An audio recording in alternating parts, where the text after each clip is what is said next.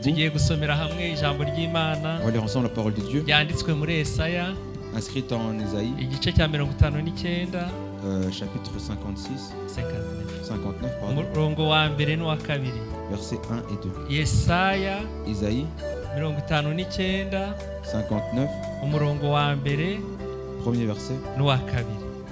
et le deuxième. Haleluya. Reka dusome mu gifaransa Lisons en français, twese hamwe, tous ensemble. hanyuma turaza no gusoma mu kinyarwanda cyangwa no mu kirundi. Nous allons lire en Kinyarwanda ou en Kirundi. Rimwe kabiri gatatu. Non, la main de l'Éternel n'est pas trop courte pour sauver, ni son oreille trop dure pour entendre. Mais ce sont vos crimes qui mettent une séparation entre vous et votre Dieu.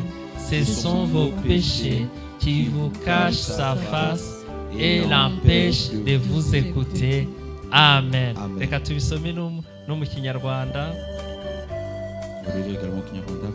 Ufite Bibiliya mu kirundi nawe yasoma mu kirundi. Celui qui a sa Bible en Kirundi peut le lire également en Kirundi. Rimwe kabiri gatatu. Dore ukuboko k'Uwiteka ntikwaheze ngo ananirwe gukiza, n'ugutwi kwe ntikwapfuye ngo ananirwe kumva, ahubwo gukiranirwa kwanyu niko kwabatandukanije n'Imana yanyu, n'ibyaha byanyu nibyo biyitera kubima amaso ikanga no kumva. Reka dukomere ijambo ry'Imana, amashyi menshi ku ijambo ry'Imana. Haleluya. Kandi twicara mu bwiza bwayo. Et asseyons-nous dans sa Haleluya. présence. Ndashimira Imana Je loue le Seigneur impaye umwanya wo kongera gusangira namwe ijambo ryayo. qui me donne ce moment de partager sa parole. Haleluya. Amen. Imana atariyo ibyemeye, murakoze abacuranzi, Si Dieu ne l'accepte pas, ne le permet pas, ntacyo twe twakora. nous ne ferions rien. Haleluya. Amen. Muri iki gitondo En ce matin, turaganira ku kuboko kw'Imana. nous allons parler de la main de Dieu. Amen. Amen. Ninza ururimi niruza kuvuga ngo akaboko ntimugire uhungabana, ariko ni ukuboko kw'Imana. Si en parlant je fais une petite faute, que ne vous inquiétez pas, mais je vais parler de la main de Dieu. Oui, une petite faute. Ouf. En Kinyarwanda, des fois on dit ukuboko, akaboko, et des fois ça se mélange. Mais turavuga ukuboko kw'Imana. On va parler de la main de Dieu. Amen. Amen. Haleluya. Amen. Ukuboko kw'Imana. La main de Dieu. Vuga ngo ukuboko kw'Imana. Dis la main de Dieu. Ukuboko kw'Imana. La main de Dieu. Haleluya. Amen. Ukuboko kw'Imana La main de Dieu, ni imbaraga z'Imana. c'est la puissance de Dieu. Ukuboko La kw'Imana main de Dieu, ni ubushobozi c'est bw'Imana. la capacité de Dieu. Haleluya. Amen. Turi mu mwaka Nous sommes dans cette année. ni iyihe ntego y'uyu mwaka? Quel est le thème de l'année? Mwarayibagiwe. Vous avez oublié. Murashaka njye nigisha buri cyumweru. Vous voulez que je l'enseigne chaque dimanche? Turi mu iyihe ntego? Quel est le thème de cette année?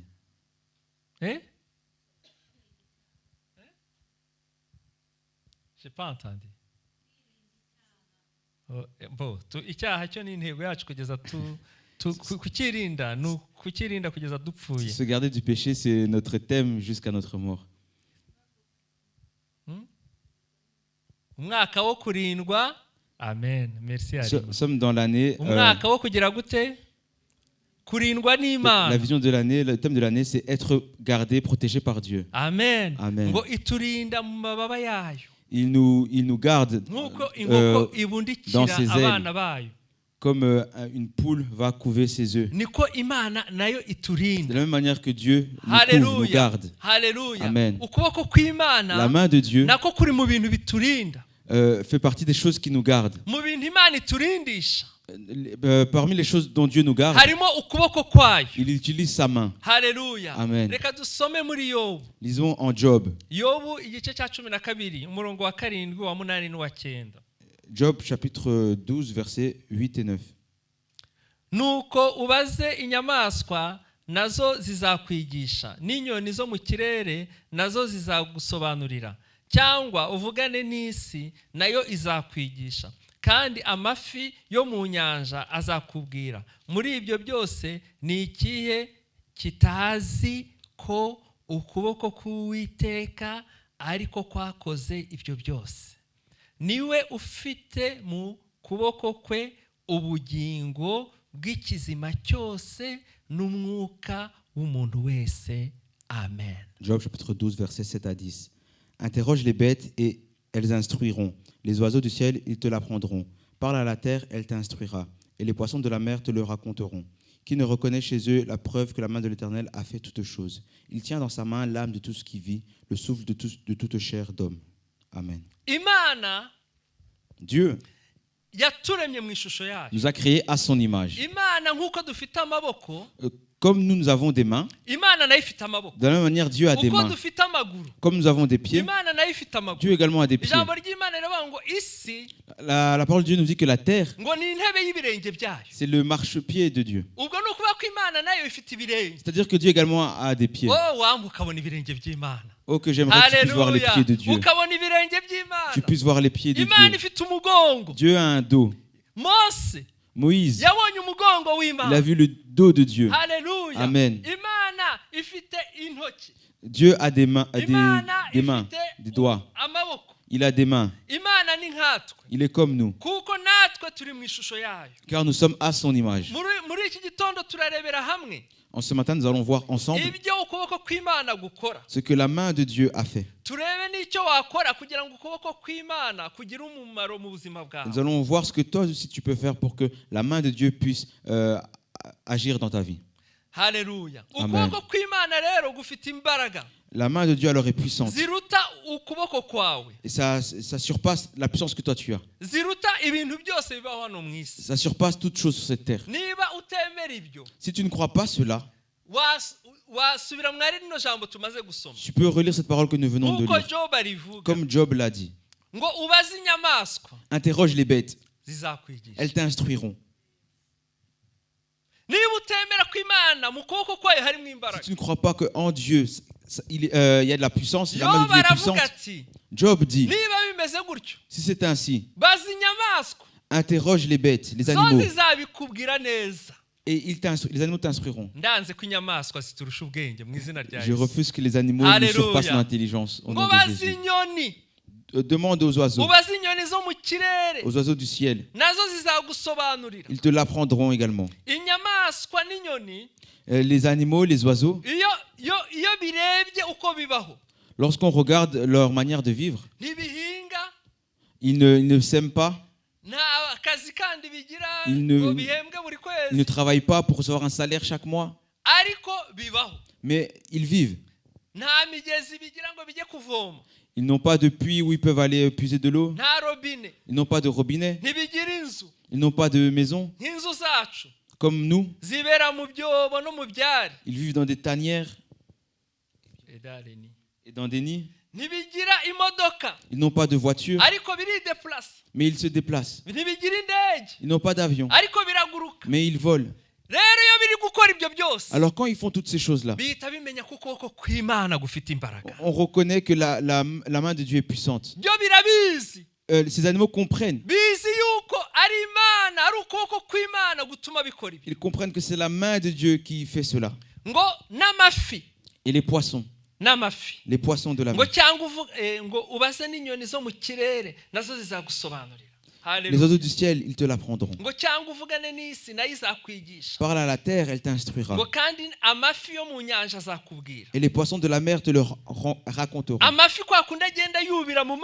Comme on voit les poissons nager dans l'eau et elles ne coulent pas. Ils savent qu'il y a la main de Dieu. Amen. Amen. Demande aussi à la terre. Lorsque tu vois comment la terre est, tu vois comment les mers sont d'un côté. On voit comment il y a les montagnes. On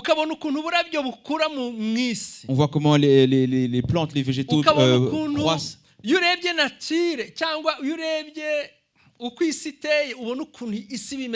Lorsque tu regardes la nature, tu vois comment elle est belle. Tu vois comme c'est bien agencé. C'est bien fignolé, bien agencé. Alléluia. Amen. Quand tu regardes toutes ces choses, la terre, elle sait que c'est la main de Dieu qui C'est ce que Job dit. ngo ubaze n'isi Parle à la terre. ngo uvugane n'isi Parle à la terre. nayo izakwigisha. Elle t'instruira. mu yandi magambo En d'autres mots, urebe isi, regarde la terre. urebe isi ukuntu imeze, Regarde comment la terre urebe est. igicu ukuntu kimeze, Regarde comment le ciel urebe est. inyanja ukuntu Regarde la zimeze. mer, les mers, comment elles sont. Nubireba ukabyitegereza neza, Si tu regardes très bien tout ukabona cela, ukuntu izuba ribyuka, tu vois comment le soleil se lève, ukabona ukuntu riryama, comment le soleil se couche. ukabona aho rigiye kuryama ukuntu hahindutse, Tu vois le lieu où le soleil se couche, comment il est maintenant. uhita ubona ukuboko kw'Imana. Tu vois la main de Dieu. Haleluya, Amen. haleluya, Amen. ukuboko La kw'Imana, main de Dieu. ukuboko La kw'Imana. main de Dieu. ngo muri ibyo byose, Dans toutes ces choses, ngo ni ikihe kitazi ko ukuboko k'Uwiteka ariko kwakoze ibyo byose? qui ne reconnaît chez eux la preuve que la main de l'Éternel a fait toutes choses. Haleluya, Amen. haleluya. Amen. ukuboko kw'Imana. La main de Dieu. Rero kimwe mu icyambere ukuboko kw'Imana turebera hamwe gukora. La première chose que nous allons voir de ce que fait la main de Dieu, ukuboko kw'Imana niko kwaremye umuntu. la main de Dieu, c'est celle qui a créé l'homme. Haleluya. Amen. Vuga ngo ni ukuboko kw'Imana kwandemye. Dis, c'est la main de Dieu qui m'a créé. Iyo dusomye muri Yesaya 64 umurongo wa 8. Lorsqu'on lit en Ésaïe 64, verset 8, Yesaya Ésaïe 64 umurongo wa 8. 64, Ariko verset 8. noneho Uwiteka uri data wa twese, turi ibumba nawe uri umubumbyi wacu, twese turi umurimo w'intoki zawe. Verset 7 en français. Cependant, ô Éternel, tu es notre Père, nous sommes l'argile et c'est toi qui nous as formés. Nous sommes tous l'ouvrage de tes mains. Amen. Amen. Verset 7. Imana yafashe ibumba Dieu a pris de l'argile irifatisha amaboko yayo, et il l'a pris dans ses mains. ni mu biganza byayo, Et il a pris cela dans ses mains. iravuga ngo tureme umuntu Et il a dit, créons l'homme ase natwe à notre image agira ishusho yayo. et à notre ressemblance. Haleluya. Amen. Imana niyo yaturemye. C'est Dieu qui nous a créés. ntihagire uzongera kugusuzugura, Que nul le néglige. ntihagire umuntu uzongera kugusuzugura. Hein, que plus personne ne te néglige. wanyumvishe neza? Tu m'entends bien? ntihagire umuntu uzongera kugufata uko yishakiye. Que personne ne te manque de respect. uri umurimo w'Imana. Tu es l'ouvrage de Dieu. Haleluya. Amen. Haleluya. Amen. ntihagire umuntu uzongera kugufata uko yishakiye ngo agusuzugure ngo uri umwirabura. Qu'on ne te méprise pas, qu'on ne te manque pas de respect parce que, par exemple, tu es noir. turi mu gihugu abenshi ari abazungu. Nous sommes dans un pays où la majorité est blanche. bijya rero bitubaho ko rimwe na rimwe duhura n'abapagani bakadusuzugura. Donc ça nous arrive parfois d'interagir avec des païens et ils nous manquent de respect. akakureba nk'ikimbwa yanze. C'est que le chien ne veut pas. Hein, ils te regardent comme une chose que même un chien ne voudrait pas. akagusuzugura pe. Il te manque de respect. akakwereka ko ntacyo uvuze. Il te montre que tu n'as aucune importance. uramenye ibyo ntibizagufate. Que cela ne te touche pas. uri umuntu waremwe n'Imana. Tu es une personne créée par waremwe Dieu. n'akaboko k'Imana. Créée par la main de Dieu. umuntu nagusuzugura. Si quelqu'un te néglige ou te manque de ujye respect, wibwira muri wowe dis en ngo toi-même, nubwo wansuzugura même si tu me méprises, ndi umurimo w'Imana. je suis l'ouvrage de Dieu, l'œuvre de Amen. Dieu. Haleluya. nta Amen. muntu ugomba kugusuzugura. Personne ne doit te mépriser. namwe bene data bazungu, Et vous aussi qui êtes blancs, iyo mugiye iwacu muri Afurika, lorsque vous allez chez nous en Afrique, hari igihe babareba parfois ils vous regardent bakabona et ils se musukundi, disent, vous êtes différents. kuko umwana w'umuntu ni mubi hose. Parce que l'homme est mauvais partout dans le monde. nimujya muri Afurika Si vous allez en Afrique cyangwa ahandi hantu ou ailleurs bakabasuzugura, et qu'on vous méprise, ntimukajya mwumva ibyo bavuga, n'écoutez pas ce qu'ils vous mujya disent. muvuga ngo ndi umurimo w'Imana. Mais dites, je suis l'œuvre de Dieu, l'ouvrage de ukuboko Dieu. kw'Imana niko C'est kwandika. la main de Dieu qui m'a créé. Haleluya. Amen. Haleluya. Amen. nta muntu ugomba gusuzugura undi. Nul doit mépriser l'autre. twese twaremwe n'Imana. Nous avons tous été créés par Haleluya. Dieu. ukuboko kw'Imana niko C'est kwaturemye. la main de Dieu qui nous a créés. iwe waturemye natwe turabe turi ubwoko bwe, turi intama zo mu cyanya cye. niwe waturemye natwe turabe turi ubwoko bwe, turi intama zo mu cyanya cye. iyo ni Zaburi y'ijana. C'est le psaume 100. ngo niwe waturemye. C'est lui qui nous a créés. Haleluya. Amen. Ngo turi ubwoko bwe. Nous sommes son peuple. Turi intama zo mu cyanya. Nous sommes les brebis de son pâturage. Haleluya, haleluya. Amen. Oh, ndumva nkunze cyane Imana muri iki gitondo. Je sens que j'aime beaucoup Dieu en ce Haleluya. matin. Imana niyo yandemye. C'est Dieu qui m'a créé. Nta muntu ushobora kunsuzugura. Personne ne peut me Nta mépriser. muntu ushobora kugira icyo antwara. Personne ne peut me faire quoi que ce soit. L'ouvrage de ses Je mains. suis l'ouvrage de ses mains. Haleluya. Amen. Haleluya. Amen. Icya kabiri. Quatrième chose. Ukuboko kw'Imana. Deuxième chose. La main de Dieu. Niko kwaremye isi. C'est elle qui a créé la terre. Yesaya 48:12 kugera kuri 13. Ésaïe 48, 12 à 13. Yesaya Ésaïe 48 48, 12 kugera kuri 13. verset 12 jusqu'au verset 13. Nyumva Yakobo na Isiraheli nahamagaye ndi we. Amen. Ndi uwa mbere kandi ndi uw'imperuka. Ukuboko kwanjye niko kwashyizeho urufatiro rw'isi. Ukuboko kwanjye kw'iburyo niko kwabambye ijuru. Iyo mbihamagaye biritaba. Amen. Haleluya. Écoute-moi, Jacob, Oh, et toi, Israël, que j'ai Oh, appelé. Rabba. C'est moi qui suis le premier. Oh, C'est aussi moi qui suis le dernier. Oh, hallelujah. Ma main a fondé la terre et ma droite a étendu les cieux. Je les appelle Hallelujah. et aussitôt ils se présentent. Amen. Ijambo ry'Imana riravuze ngo La parole de Dieu nous dit, niwumve Isiraheli. écoute, Israël, Niwumve mukristo wa Jemapu. écoute, chrétien de Jemap, Niwumve ijwi ry'Imana muri écoute iki la voix de gitondo. Dieu en ce matin. Imana irakubwiye ngo Dieu te dit, ndiwe. c'est moi, je suis. Haleluya. Amen. Imana niwe. Dieu et je suis. Niwe. C'est lui, il est. Haleluya. Amen. Ari hano. Il est ici. Ari hano. Il est ici. Ni ukuvuga ngo aho uri hose C'est-à-dire que partout où tu es, Imana il est présent. Dieu est présent. Haleluya. Amen. Imana ibihari. Dieu est présent. Haleluya. Amen. Niyo mpamvu utagomba gutinya. C'est pourquoi tu ne dois pas avoir peur. Ngo ndiwe. Je suis. Haleluya. Ngo ndi uwa mbere Je suis le premier kandi ndi uw'imperuka. et aussi le dernier. Haleluya. Amen. Uyu munsi umenye yuko Aujourd'hui, sache ikibazo cyose ufite que quel que soit le problème que tu as, kuko Imana ari iya mbere parce que Dieu est le premier, izi ko cyatangiye. il sait comment ce problème a commencé. Kuko Imana ari iya nyuma Et comme il est également le dernier, kuko ari imperuka comme il est la fin, izi n'ukuntu kizarangira. il est aussi comment ton Hallelujah. problème va se terminer. Ikibazo ufite Le problème que tu mu as buzima dans bwawe ta vie, Imana irakizi. Dieu le connaît. Izi ukuntu Il cyatangiye sait comment celui-ci a kandi commencé izi ukuntu et izagishyiraho il sait iherezo. comment il va mettre fin à ce problème. Ntugomba kwiheba. Tu ne dois pas Nibwo butumwa nkuzaniye muri iki gitondo. rester dans les plaintes. Ngo C'est ndi le message que j'ai pour toi uwa mbere aujourd'hui.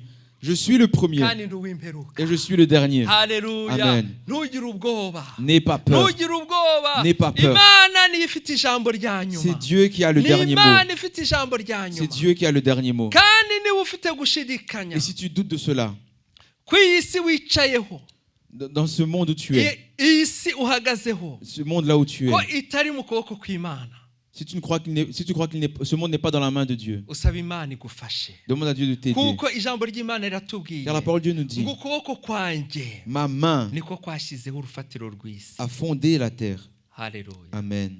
Iyi si Cette terre, urufatiro rwayo le fondement de cette terre, cyangwa fondasiyo yayo les fondations de cette ni terre, Imana yayikoze. c'est Dieu qui les a posées. Haleluya. Amen. Ni Imana yayikoze. C'est Dieu qui a posé les fondations de cette Imana terre. ishatse Si Dieu le veut, yakuraho urufatiro rw'isi. il peut enlever la fondation de la terre. Ishatse yarukuraho. S'il le veut, il le fait. Yagira gutya Il fait juste ainsi. isi yose igahita igwa hasi. Et toute la terre s'écroule. Tout le monde s'écroule.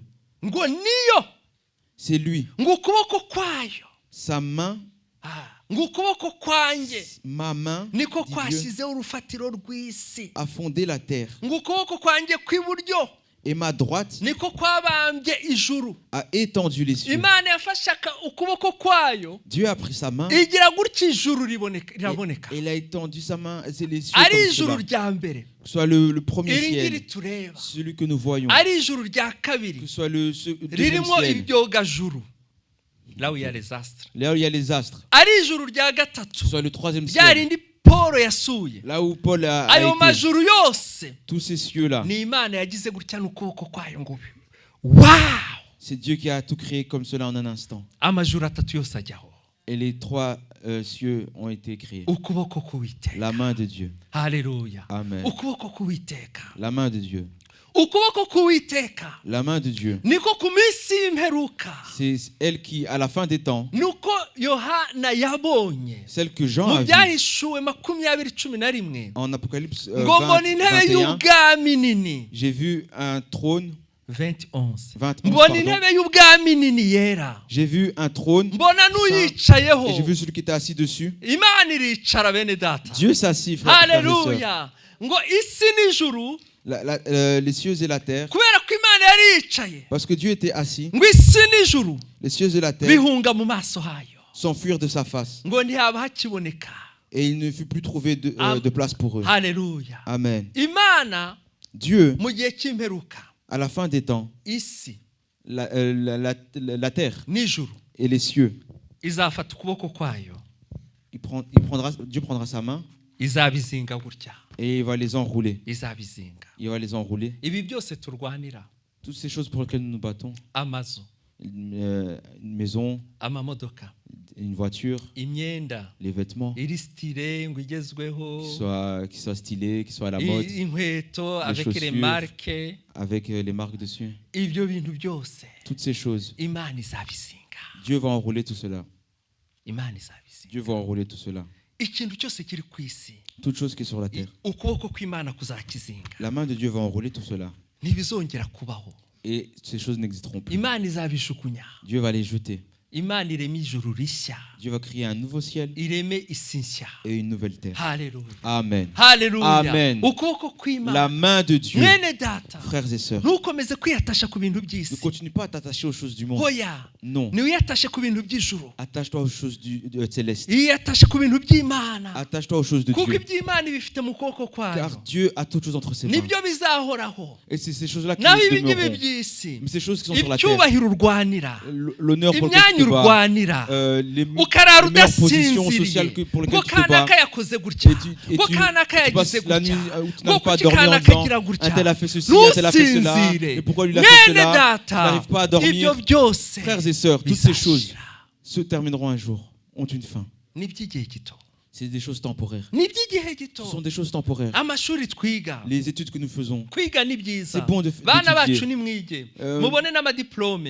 Enfants, jeunes, étudiez, ayez des diplômes. Natwe twarize, Nous aussi, nous avons étudié. twarize, Nous avons amashuri étudié. turayafite. Nous avons des Oui, oui, oui, diplômes. oui. Ntabwo ari kubeshya, Oui, twarize ce n'est bene pas un data. mensonge. Nous avons Ariko fait des études. ndababwira ukuri, Mais je vous dis la vérité. byose ni ubusa, Toutes ces choses, ce n'est rien. ni iby'igihe gitoya. Ce sont des choses temporaires. Cela Ntuzananirwe est vain. kwiga ngo naravuze ngo ni ubusa. Ne t'empêche pas d'étudier en Oh, yeah. disant parce que j'ai dit que c'était vain. Ugomba kwiga kuko Imana niyo itanga Non, ubwenge, tu dois étudier parce que c'est Dieu qui donne ariko umenye l'intelligence. ko Mais sache que si byo bya mbere. ce n'est pas les choses les plus importantes, ce n'est pas les priorités. icya mbere ni La ukwihana, priorité, ni ukwihana, c'est de se kwezwa, repentir, kwezwa, être dans la sanctification, gukunda Imana, aimer Dieu, gusenga. prier. Amen. Amen. Haleluya. Amen. Icya gatatu, Troisième chose, ubugingo. la vie, Ubugingo l'âme, n'umwuka, l'âme et l'esprit, byose tout cela, ni Imana ibifite mu kaboko. c'est Dieu qui les a entre ses mains. Dusome muri Yobu, handi twasomye 12 umurongo wa 10. Lisons en Job, là où nous avons lu au chapitre 12 au verset 10. Ngo niwe ufite mu kuboko kwe. Haleluya. Haleluya. Amen. Ngo niwe ufite mu kuboko kwe C'est lui qui a entre ses mains ubugingo la vie bw'ikizima cyose de tous les êtres vivants, l'âme de tout être vivant n'umwuka w'umuntu wese. et l'esprit de tout homme, de toute Job chair. 12. Il tient dans sa main l'âme de tout ce qui vit, le souffle de toute chair d'homme. Haleluya. Amen. Niwe ufite ibintu byose mu kuboko kwayo. C'est lui qui a toutes choses entre ses mains. Haleluya. Amen. Iri jambo ridutere guca bugufi bene data. Cette parole nous pousse à nous humilier, frères et sœurs. Ridutere humble. gutekereza. Ça nous pousse à réfléchir. Ubugingo bwacu, Notre vie, notre âme, pardon, ni handi hari ibitekerezo nk'uko c'est nabivuze. là où il y a nos pensées, Niho comme hari je l'ai dit. ubwenge. C'est là où il y a notre Ibyo intelligence. byose Imana ibifite mu kuboko Toutes ces kwayo. choses, Dieu les a entre ses mains. Umwuka w'umuntu, Le souffle de l'homme, l'esprit de l'homme, umwuka, l'esprit, kuko turi umwuka. parce que nous sommes esprit. Ndi umwuka, Je suis esprit, ntuye mu mubiri je vis dans un corps mfite ubugingo. et j'ai une âme. Amen. Amen. Umwuka rero L'esprit alors, ari we ngewe, le moi. umwuka uri mu maboko y'Imana. L'esprit, le moi, est dans la main de Dieu. Ariko wabyumvishe neza, Est-ce que tu entends bien ce ni que je dis? ukuvuga ngo C'est-à-dire, ubuzima bwawe bwose, toute ta vie, mbese wowe en fait, toi-même, uri mu kiganza cy'Imana. tu es entre les mains de Dieu. Haleluya. Amen. Haleluya. Amen. Uhereye none À partir d'aujourd'hui, ntihagire umurozi uzongera kugutera ubwoba. n'aie plus peur d'un sorcier. Haleluya. Amen. Ntuzongera gutinya umurozi. N'aie plus peur d'aucun sorcier. Ntukongera gutinya umuntu uguhiga ngo akwice. N'aie plus peur de quelqu'un qui te cherche du mal, Ba qui bantu veut te tuer. bakwirukankaho kugira ngo bakugirire nabi. Ces assaillants qui te courent après pour te faire du Ntuzongere mal. kubatinya. N'aie plus peur d'eux. Ntacyo bashobora kugutwara Imana itabyemeye. Ils ne peuvent rien te faire sans que Dieu ne le permette. Nari nzi ko ugiye kuvuga Je amen. pensais que tu dirais Amen. Nta kintu bashobora kugutwara Ils ne te peuvent rien Imana itabyemeye. sans que Dieu les permette. Kubera ko umwuka wawe Parce que ton esprit, n'ubugingo bwawe ton âme biri mu maboko sont y'Uwiteka. entre les mains de Dieu. Haleluya. Amen. Nta muntu ushobora kugukuramo. Personne ne peut te tirer de Ntiwongere sa main. gutinya abarozi. N'aie plus peur des sorciers. Ntiwongere gutinya abakwanga. N'aie plus peur de ceux Ntiwongere qui gutinya te abafite détestent. imigambi mibi kuri wowe. N'aie plus peur de ceux qui ont des Imana mauvais yonyine. plans, mauvais projets contre toi. C'est Dieu seul Niyo ifite ubugingo bwawe mu biganza qui a byawe. ton âme entre ses mains. Haleluya. Amen. Ibyo bigutere kuyubaha. Que cela te donne de l'honorer. Wirinde kuyikinisha. Ne le méprise pas, ne joue Wirinde pas avec lui. kuyisuzugura. Ne méprise pas Dieu. Nibyo koko C'est vrai, irakurinda il te garde. kubera ko uri mu biganza byayo. Tu es dans sa main. Ariko ushatse kujya uyiteraho amahane, Mais si tu te débats, ushatse kuyisuzugura, si tu le méprises, uko igufasha ikurinze la manière dont il te tient en te gardant, ni nako yakujugunya. c'est comme ça également qu'il peut te jeter. Ni uko Imana imeze. C'est comme ça que Dieu est. Tugomba kumenya Imana neza. Nous devons connaître Dieu correctement. Haleluya. Amen. Iyo turebye muri Daniel Lorsqu'on regarde en Daniel, ibice bitanu, au chapitre 5, tubonamo inkuru on voit une histoire, y'umwami w'i Babuloni, l'histoire du roi de Babylone, Belushazari. Belchatsar. Belushazari Belchatsar yari umwami utegeka. était un roi qui régnait. Umunsi umwe, Un jour, Daniel chapitre 5. Daniel chapitre 5, Daniel versets chapitre 5. 22 à 30. Umunsi umwe, à partir du premier verset. Ah, pardon. Umunsi umwe Belushazari ararika ngo abatware. Un jour, Belchatsar a invité les chefs, les grands chefs. Arababwira ati nimuzaze, Il leur a dit, kandi ngo bari Venez. benshi, ngo bari ibihumbi. et ils étaient en Igihumbi. grand nombre, ils étaient 1000. Baza mu birori. Ils sont venus à un festin. Abatunganiriza ibyo kurya. Il leur a préparé de quoi manger. Sinzi ibintu ngira amatsiko mvuga se bari kurya iki kwera. Harimo ubugari, harimo. Je me demande, mais qu'est-ce qu'ils mangeaient? Est-ce qu'il y avait le foufou? Hari wambwira icyo bari kurya? Est-ce que quelqu'un sait ce qu'ils mangeaient? Ntabwo ndarira ibwami.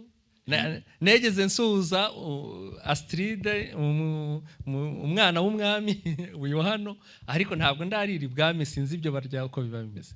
Je n'ai jamais mangé au Palais Royal. J'ai déjà salué la princesse Astrid, mais je n'ai jamais mangé avec les rois. Ariko ndizera ko haba harimo ubugari, ari ubwo muri Afurika cyangwa bwa bundi bw'umugati. Mais j'espère qu'il y a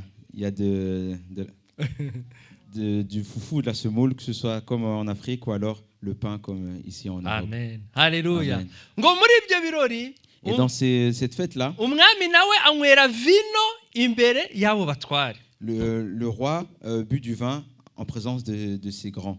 Urumva ibirori deja byari byapfuye. On voyait déjà la fête était morte. Azanyemo vino. Il a amené du vin. Bya birori byose atangiye kubyica. Maintenant, il est en train de détruire sa fête. Ku murongo wa kabiri haravuga ngo Au verset 2, ngo nuko Belushazari Belchatsar, agisogongera kuri vino. quand il eut goûté au vin, Ha. Ngo agira gute? quand il a fait quoi? Yagize gute? Il a fait quoi? Yari yasinze? Est-ce qu'il était sous? Yagize ati? Qu'est-ce qu'il a fait? Bibiliya ntitubwiye ko yari yasinze. La Bible ne dit pas qu'il était Ngo sous. agisogongera gusa. Quand il eut goûté, Hari hajemo aferi za gusogongera. il avait juste goûté. Ngo yapfuye kuyikoza mu kanwa. Il a simplement mis ça dans sa bouche. Ça a à peine touché sa langue. Ngo ahita avuga ngo nimuzane, ngo mutware muzane ibintu by'izahabu byari mu nzu y'Uwiteka nimubizane. Et il a dit, apportez tous les objets en or qui étaient dans la maison de l'Éternel. Kugira ngo umwami n'inshoreke ziwe zibinyweremo. Pour que le roi, ses grands, ses concubines s'en servent pour boire. Ngo akimara kunywa kuri vino gusa. Il venait à peine de goûter au vin. Yavuze ijambo. Il a dit une parole Ryatumye ibye byose birangira. qui a mis fin à toutes ces choses à lui. Ibyiwe byose byahise birangira. Ça a mis un terme à tous ses projets à lui. Byose byatangiriye hariya hantu. Tout a commencé Ça a commencé par là. Ça a commencé par là. Par les affaires de goûter. Amen. Amen. Ngo banywa vino. Ils ont bu. Bahimbaza ibigirwamana. Bahimbaza ibigirwamana. Ils ont loué des dieux d'or, des idoles. Ibigirwamana by'izahabu n'iby'ifeza n'iby'imiringa n'iby'ibyuma n'iby'ibiti n'iby'amabuye. Ils louèrent les dieux d'or, d'argent, d'airain, de fer, de bois et de pierre. Kubera ko bari batinyutse gufata ibikoresho byari mu nzu y'Imana. Parce qu'ils avaient osé prendre les ustensiles qui étaient dans la maison de Dieu. Ngo agiye kubona ngo abone ikiganza. Et il a vu une main. Sinzi niba yarakibonye neza. Je ne sais pas s'il l'a bien vu. Kubera ko yari yamaze kunywa. Parce qu'il avait bu. Buriya yabonaga kiri kugenda kigira. Peut-être qu'il le voyait en allant un peu comme ça. Ngo agiye kubona abona ikiganza. Et il vit une main. Ngo ikiganza ngo kimeze ngo haboneka intoki z'umuntu. Et c'était une main d'homme. Zandika ku rusika. Et donc les doigts écrivirent sur le mur. Ukuboko kurandika. Et la main donc elle a écrit. Kandi ndababwira bene data. Et je vous dis frères et sœurs. Mubonye ukuboko kuri kwandika hangaha. Si vous voyez une main écrire ici contre le mur. Abinyuma bavuga bati tugira amahirwe kujya twicara inyuma. Ba bana sinabakira. Bavuga ati pasteur niho wavuze ngo tuve inyuma. Ubu tuba twisohokeye hakiri kare. Ceux qui sont assis derrière diront heureusement qu'on s'assied toujours derrière. Les jeunes vont me dire pasteur, c'est toi qui nous a dit de nous asseoir devant. Là si on était derrière, on serait déjà parti. Mubonye ikiganza kiri kwandika Si hangaha. vous voyez une main écrire là contre le mur. Muri urusengero hasigaramo abantu bake. Il resterait très peu de gens dans cette église. Alléluia. Amen. Ngo ikiganza kirandika. Une main a commencé à écrire. Kirandika. Elle a commencé à écrire. Habura umuntu usobanura iby'icyo kiganza. Et personne ne pouvait interpréter ou traduire. Ariko baza guhamagara Berushazar. Et on a appelé Daniel. Daniel araza. Daniel est venu. Ahageze. Arrivé. Abwira umwami. Il a dit au roi. Aramubwira ku murongo wa 22. Au verset 22. Ngo ariko wowe umwana we Berushazari. Et toi, Belchassar, son fils, ntiwicishije bugufi mu mutima wawe. Tu n'as pas humilié ton cœur. Nubwo wamenye ibyo byose. Quoi que tu saches toutes ces choses. Ibyo avuga ise yari yarishyize hejuru Nebukadinezari. Yari yarishyize hejuru. Imana iramuca imwohereza mu ishyamba. Ces choses dont il parle, c'est à propos du père de Belchassar, Nebuchadnezzar. Il s'était enorgueilli et Dieu l'avait chassé dans son royaume et il vivait avec les bêtes dans les champs. Ngo ahubwo wishyize hejuru. Et toi, tu t'es ugomera Uwiteka Imana nyir'ijuru. Tu t'es élevé contre le Seigneur des cieux. Bakuzanira ibintu byo mu nzu yayo. Les vases de sa maison ont été kugira ngo wowe apportés. n'abatware bawe n'abagore bawe n'inshoreke zawe mubinywereho. Les vases de sa maison étaient apportés devant toi. Et vous en êtes Mubinyweshe servi pour vino. boire du vin. Maze uhimbaza ibigirwamana Tes femmes et by'ifeza tes concubines. n'iby'izahabu Tu as loué les dieux d'argent, n'iby'imiringa d'or, d'airain, n'iby'ibyuma n'iby'ibiti de fer, n'iby'amabuye de bois et de pierre, bitareba qui ne voient point, n'ibyumve qui n'entendent point n'ibyitegereze et qui ne savent rien. ngo ariko Imana haleluya Mais tu n'as pas. ariko Imana ifite umwuka wawe hehe mu kuboko Mais Dieu kwayo. qui a ton souffle entre ses mains. Murabyumvishe ngo ariko Imana ifite umwuka wawe mu kuboko Mais Dieu qui a dans sa main ton souffle kwayo nyiri kumenya imigendere yawe yose et qui a également toutes tes voies, nturakayishimisha. tu ne l'as pas glorifié. Hano Daniel yibukije umwami Ici, Daniel rappelle au ko roi Imana ari ifite umwuka we mu que biganza c'est bye. Dieu qui a son Hallelujah. esprit entre ses mains. Ngo nicyo gitumye itegeka ko icyo kiganza kiza ikacyandikisha iyi nyandiko. C'est pourquoi Dieu a envoyé cette extrémité de main qui a tracé cette écriture. Ngo Imana ifite umwuka w'umwami. Dieu qui a biganza. l'esprit du roi entre ses mains. yabonye bari kuyikora mu jisho Il a vu qu'on lui manquait de respect. itegeka ikiganza ko cyandika Alors il a envoyé une extrémité de main pour aller ikiganza écrire. kirandika Et la main a écrit. haleluya Amen. noneho daniyeli aramusobanurira Et Daniel lui a ngo dore interprété ibyo l'écriture. imana yanditse haleluya Il dit voici l'explication de ces mots. ngo mene Méné, bisobanurwa ngo imana ibaza imyaka umaze ku ngoma iyishyizeho iherezo qui veut dire Dieu a compté ton règne et y a mis fin. tekeri Tekel, bisobanurwa ngo wapimwe mu bipimo ugaragara kudashyitse qui veut dire peser. Tu as été pesé dans la balance et tu as été trouvé léger. kandi uperisi Ou farcine, birasobanurwa ngo ubwami bwawe buragabwe buhawe abamedi n'abaperesi ça veut dire divisé. Ton royaume sera divisé et donné aux Mèdes et aux Perses. ku murongo wa 30 Au verset 30. ngo ariko iryo joro Cette même nuit, berushazari Belshazzar, umwami w'ubukarudaya roi des Chaldéens, aricwa fut tué. muri iryo joro Cette même nuit-là, kubera ko imana yari ifite umwuka we mu biganza parce que Dieu avait son esprit entre ses mains agakinisha imana et que lui, il a joué avec Dieu. yishyira hejuru Il s'est élevé, atangira kunywa vino il a commencé à boire du vin. noneho si no kuyinywa gusa ayishyira mu bikombe cyangwa mu bintu byejejwe byo mu nzu y'imana Il n'a pas simplement bu ce vin, il a également mis ce vin en plus wa wundi dans ufite les vases umwuka d'or, dans les vases d'or du temple. Et celui qui a son esprit entre ses mains, wa mwuka yahise amwica il l'a donc tué.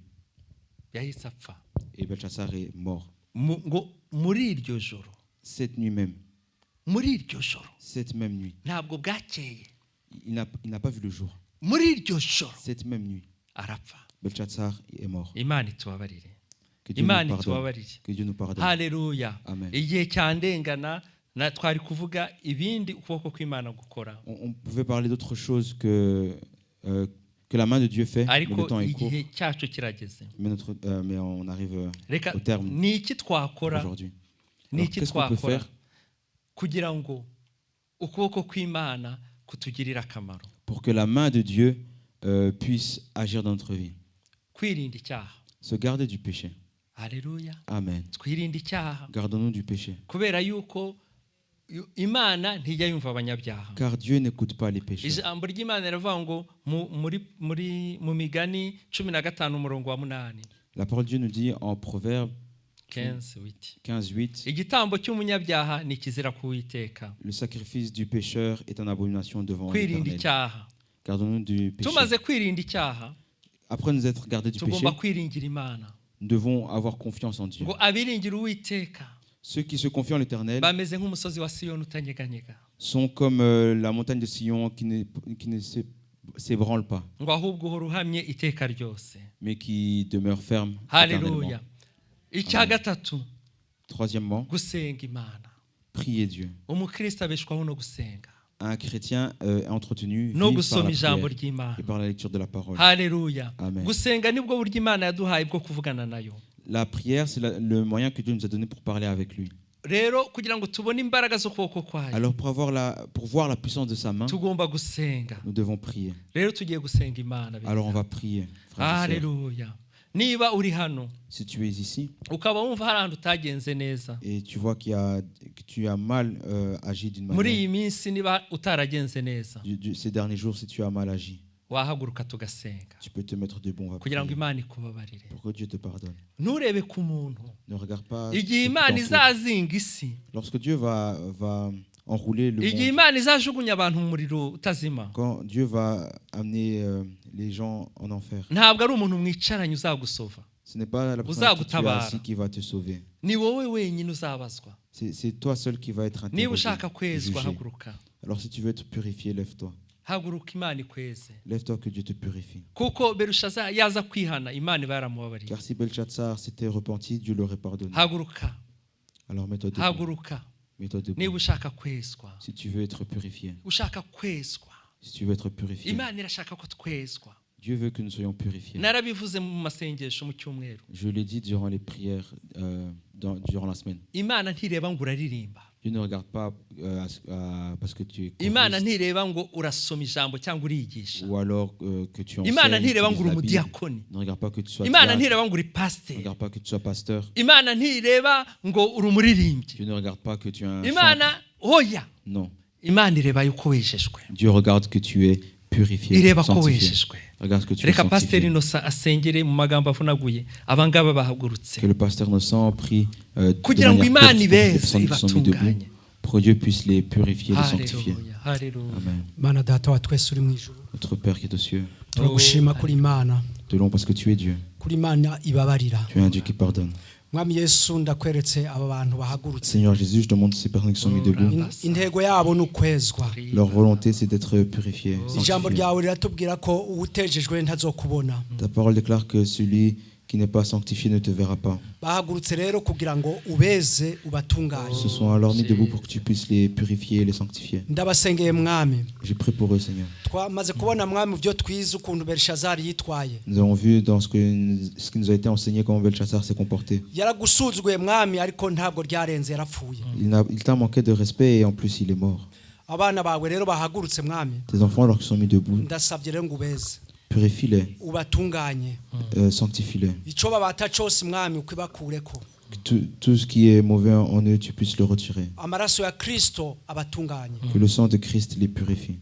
Ndabisabye nizeye mu izina rya Yesu. Je le prie avec foi au nom de Jésus. Amen. Amen. Amen. Ushobora kwicara. Amen. Ushaka rero noneho ko ukuboko kw'Imana Celui qui veut que la main de Dieu kumurinda. puisse le garder. Ahantu ugiye hose ukuboko kw'Imana kukajya kukurinda. Partout où tu vas, que la main de Dieu te garde. Ubuzima bwawe Imana ikaburindira mu kuboko kwayo. Que ta vie, Dieu l'ait entre ses mains. Wahaguruka n'ubundi Tu peux tugasenga. également te mettre debout. Wahaguruka. Pour que nous Ushaka prions. kurindwa n'Imana. Celui qui veut être gardé par Dieu. Ukuboko kw'Imana kujye kukurinda.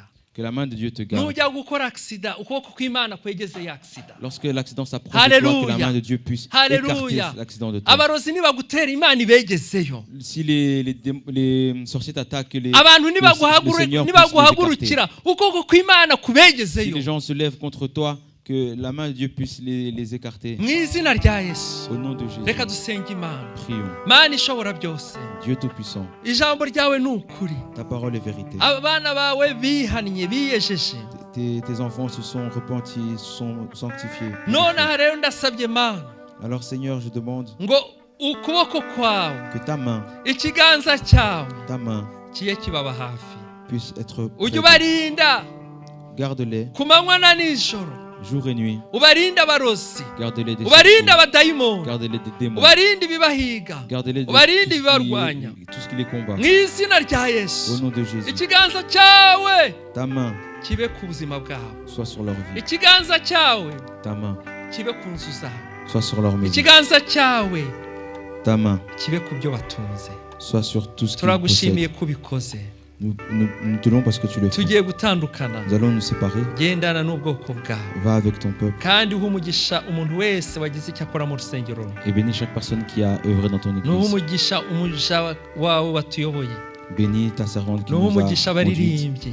Bénis les Nuha chants. umugisha abo muri serivisi ya protocole. Bénis ceux qui Nuha servent umugisha du buri protocole. wese waje mu nzu yawe. Bénis chaque personne venue dans ta maison. Mu izina rya Yesu tubisabye. Au nom de Jésus, nous Amen. prions. Amen. Mugendane umugisha w'Imana. Allez dans la bénédiction du Seigneur. Kwa gatatu bene data. Mercredi, frères et sœurs, Muzigomwe. sacrifiez-vous. Muze mwumve ijambo ry'Imana. Venez écouter la parole de Dieu. Kwa kane Jeudi, nabwo muzigomwe muze. sacrifiez-vous également Amen. et venez. Haleluya. Amen. Kandi Imana izabaha umugisha. Et Dieu va vous bénir. Mugire icyumweru cyiza. Ayez une bonne semaine.